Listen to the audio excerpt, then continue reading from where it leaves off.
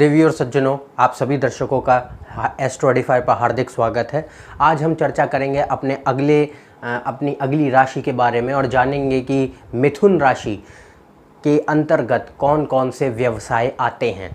अभी तक हमने जाना है मेष और वृष राशि के बारे में, और उनके बारे में हमने ये जाना है कि मेष राशि में और वृष राशि के अंतर्गत कौन कौन से व्यवसाय, कौन कौन से करियर ऑप्शंस, प्रोफेशंस आते हैं। ये जो हमारी सीरीज़ चल रही है ये पूरी करियर के ऊपर है और इसमें 4 सब सीरीज़ हैं। पहली सीरीज़ जो हम चल रही है अभी वो है जिसमें हम जान रहे हैं कि हर राशि से कौन कौन से व्यवसाय दर्शाए जा सकते हैं, हर राशि कौन कौन से व्यवसायों को दर्शाती है, उसके बारे में हम जान रहे हैं।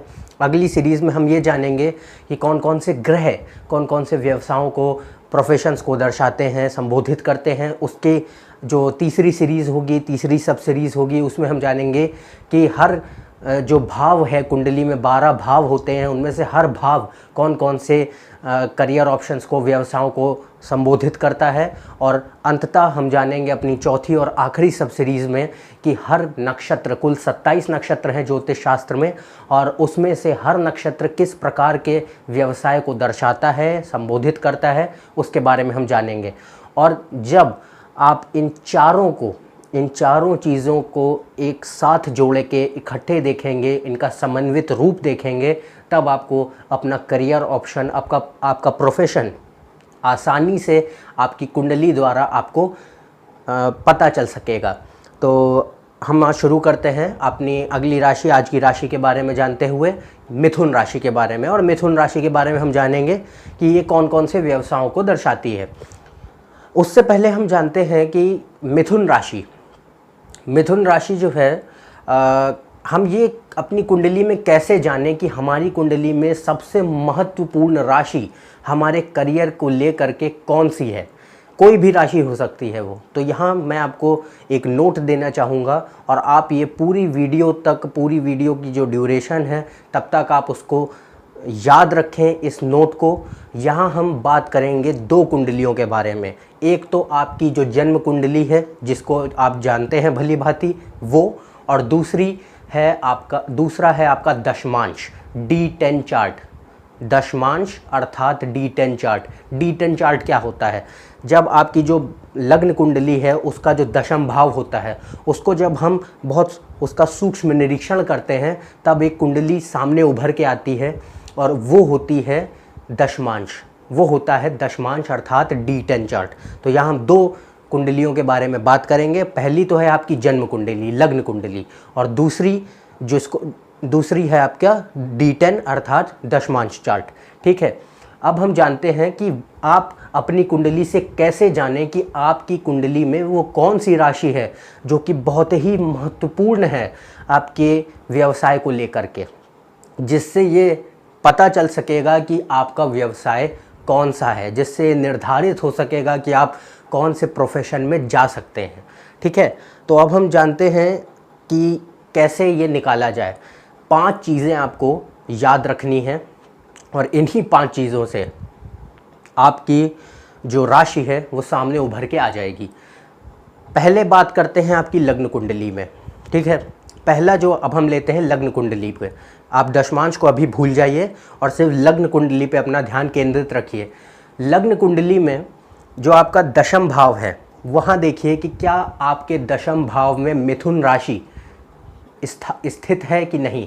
यदि दशम भाव में मिथुन राशि स्थित है तो मिथुन राशि एक महत्वपूर्ण उसका रोल होगा, महत्वपूर्ण होगी।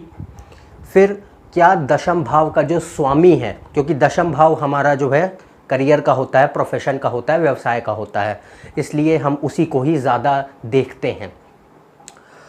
तो अब देखते हैं दूसरी चीज़ कि क्या दशम भाव का जो स्वामी है आपकी लग्न कुंडली में वो मिथुन राशि में बैठा है। यदि वो मिथुन राशि में बैठा है तो भी ये बहुत ही महत्वपूर्ण है आपके लिए, आपकी कुंडली में व्यवसाय को लेके। और फिर क्या आपका चंद्रमा मिथुन राशि में बैठा है। यदि चंद्रमा मिथुन राशि में बैठा है तो भी ये बहुत महत्वपूर्ण है आपकी कुंडली में व्यवसाय को लेते हुए।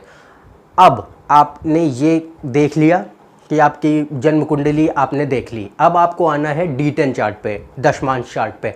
अब अपना सारा ध्यान केंद्रित रखिए दशमांश पे, जन्म कुंडली को साइड कर दीजिए। अब दशमांश चार्ट में D10 चार्ट में देखिए कि क्या उसका जो पहला भाव है और 10वां भाव है, उनमें से किसी भी एक में मिथुन राशि स्थित है। यदि हाँ, तो वो महत्वपूर्ण रोल अदा करेगी आपके करियर को लेकर के। दूसरी चीज़ आपको जो देखनी है वो है कि क्या जो आपके दशमांश में जो पहले भाव का स्वामी है और 10वें भाव का स्वामी है, उनमें से उन दोनों में से कोई भी एक मिथुन राशि में बैठा है या नहीं। यदि बैठा है तो मिथुन राशि एक महत्वपूर्ण रोल अदा करेगी आपके प्रोफेशन को निर्धारित करने में। तो ये थे वो 5 चीज़ें जिससे आपको देखना है और इससे आप जान सकेंगे कि कौन सी वो राशि है जो कि बहुत ही महत्वपूर्ण है आपकी कुंडली के हिसाब से आपके प्रोफेशन के लिए। ठीक है, अब हम जानते हैं कि वो कौन कौन से व्यवसाय हैं जो कि मिथुन राशि दर्शाती है। और ये आप ध्यान रखिए कि यहाँ हम सिर्फ राशि की बात नहीं कर रहे हैं, आपको सारे रिज़ल्ट साथ में लेकर के देखने। मैंने पहले भी बताया है कि आपको सबका एक समन्वित रूप देखना है। आपको पहले अपना प्रोफेशन राशि से देखना है, फिर ग्रह से देखना है, फिर नक्षत्र से देखना है और फिर भाव से देखना है। जब आप सारी चीज़ों को सम्मिलित कर देंगे तब आपके सामने एक प्रोफेशन सामने आएगा, एक करियर ऑप्शन सामने आएगा। वो आपके लिए सबसे अच्छा करियर ऑप्शन, सबसे अच्छा व्यवसाय हो सकता है और वही होगा। तो ऐसे आपको निकालना है, ना कि सिर्फ आपने राशि निकाली और आपने कह दिया मेरा ये व्यवसाय है, ये तो निर्धारित हो गया। ऐसे चीज़ें नहीं होती हैं और ना ही कोई ऐसे निर्धारण कर सकता है। तो आपको ये सारी चीज़ों को समन्वित करके देखना होगा। अब जानते हैं कौन कौन से वो व्यवसाय हैं जो कि मिथुन राशि के अंदर आते हैं। मिथुन राशि आप सभी जानते हैं, इसका स्वामी बुध है और ये मूल राशि होती है तीसरे भाव की, तीसरे भाव की मूल राशि है। तो इसके अंदर तीसरे भाव, जो तीसरा भाव दर्शाता है, हर उस प्रकार का व्यवसाय है को ये दर्शाती है और हर उस प्रकार के व्यवसाय को जो बुध दर्शाता है उसको भी ये दर्शाती है। तो कौन कौन से वो व्यवसाय हैं? सबसे पहला ये है कि मिथुन राशि हर प्रकार के कम्युनिकेशन को, मीडिया को दर्शाती है। सबसे पहला, सबसे इम्पॉर्टेंट है, हर प्रकार का कम्युनिकेशन, दूर संचार मीडिया जो है उसको ये दर्शाती है। हर प्रकार का, लिखित हो, मौखिक हो, कैसा भी हो, हर प्रकार का कम्युनिकेशन को ये दर्शाएगी। जो पत्रकार होते हैं, पत्रकारिता ये दर्शाती है। पत्रकार हो गए आपके टीवी एंकर, टीवी रिपोर्टर, आपके न्यूज़ रिपोर्टर और टॉक शो होस्ट जो होते हैं उनको ये संबोधित करती है। रेडियो जॉकीज़, आपके फिर आपके जो क्या कह सकते हैं, जैसे कि जो भी कोई बोले, जो कोई लिखित हो, जैसे लिखित कन्वर्सेशन होता है। राइटर्स हो गए आपके, जितने भी राइटर्स हैं, जैसे कि नॉवलिस्ट हैं, उपन्यासकार हैं, लेखक हैं, कवि हैं, इन सब को ये संबोधित करती है। हर प्रकार का लेखन, हर प्रकार का साहित्य, उसको ये संबोधित करती है। आपकी जो बिज़नेस होता है, बिज़नेस के लिए, व्यापार के लिए सबसे महत्वपूर्ण राशि है मिथुन राशि, सबसे महत्वपूर्ण। अगर आपको देखना है कि कोई व्यक्ति व्यापार कर सकता है तो मिथुन राशि वहाँ अवश्य कोई ना कोई रोल प्ले कर ही रही होगी। व्यापार के लिए बहुत अच्छी होती है। फिर अकाउंटेंट्स, ऑडिटर्स, लॉयर्स, जितने भी आपके वकील हैं, वकालत है, जुडिशरी है, वो सब इसके अंतर्गत आती है। स्टैटिस्टिशियंस जो होते हैं, गणितज्ञ होते हैं, मैथमेटिशियंस जिनको हम कहते हैं, वो सब इसके अंतर्गत आते हैं। रिसर्चर्स जो खोजी होते हैं, आपके शोधकर्ता होते हैं, उनको ये दर्शाती है। आपकी जो बैंकिंग सेक्टर है, पूरा का पूरा बैंकिंग सेक्टर, बैंकर्स जो होते हैं वो इसके अंतर्गत आते हैं। जितने भी हमारे डिप्लोमेट्स हैं, एम्बेसडर्स हैं, राजदूत हैं दूसरे देशों में, उनको ये दर्शाती है। और आपके जितने भी शिक्षक होते हैं, टीचर्स, उनको ये दर्शाती है। काउंसलर्स हैं, ट्रेनर्स हैं, कोच हैं, इन सब को मिथुन राशि दर्शाती है। और ये सारे प्रोफेशंस जो मैंने अभी आपको बताए वो सारे के सारे मिथुन राशि के अंतर्गत आते हैं। तो ये आपको देखना है। और ये सारे के सारे प्रोफेशन तीसरे भाव से जुड़े हुए हैं। तीसरा भाव और किस चीज़ का होता है? तीसरा भाव होता है अपनी कला का प्रदर्शन करने का भाव, परफॉर्मिंग का होता है। जो परफॉर्मर्स होते हैं, स्टेज परफॉर्मर्स होते हैं, तो वो भी इसके अंतर्गत आते हैं। जो हमारे म्यूजिशियंस होते हैं, भले ही वो संगीतकार हों, संगीतज्ञ हों या गायक हों, कोई भी हों, वो हमारे जो हैं मिथुन राशि के अंतर्गत आते हैं, क्योंकि वो एक सोर्स ऑफ मीडिया है। वो आप किसी अपनी बात दूसरों को बता रहे हैं, वो कैसा भी माध्यम हो सकता है, पर वो मिथुन राशि के अंतर्गत आता है।